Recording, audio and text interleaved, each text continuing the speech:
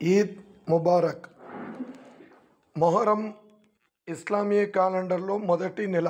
ఇది ఇస్లామిక్ నూతన సంవత్సరానికి సూచికగా ఉంటుంది. ఈ నెల ముస్లింలకు అత్యంత పవిత్రమైన 4 నెలల్లో ఒకటి.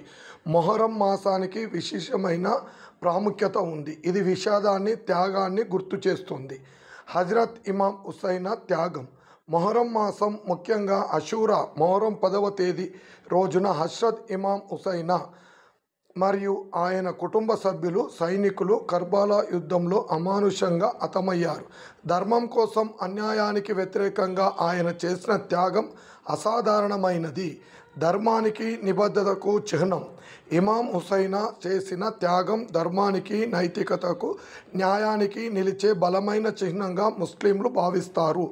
ఆయన చేసిన సందేశం జీవితం కన్నా ధర్మం గొప్పది అన్నది. మత సామరస్యం మరియు ఒక తత్వ సందేశం. మొహరం సందర్భంగా చాలామంది ఇతర మతాల వారు కూడా హుసైన్ త్యాగాన్ని గుర్తు చేసుకుంటారు. ఇది మానవతా విలువలకు ప్రాధాన్యతనిచ్చే సందర్భం. ఉపవాసాలు. అషూరా రోజున ఉపవాసం ఉండడం పవిత్రమైన కార్యంగా భావించబడుతుంది. మహమ్మద్ ప్రవక్త కూడా అషూరా రోజు ఉపవాసం ఉండేవారని హదీసుల ద్వారా తెలిసింది. జులూస్ మరియు మజ్లిస్.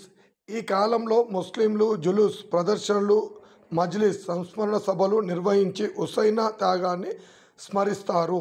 శ్లోకాన్ని వ్యక్తపరుస్తూ తమ భక్తిని చూపిస్తారు. మొహరం ఒక ఆత్మపరిశీలన, త్యాగం, ధర్మ సంరక్షణకు గుర్తుగా నిలుస్తుంది.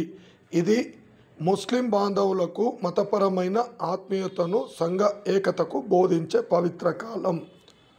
ఈద్ ముబారక్.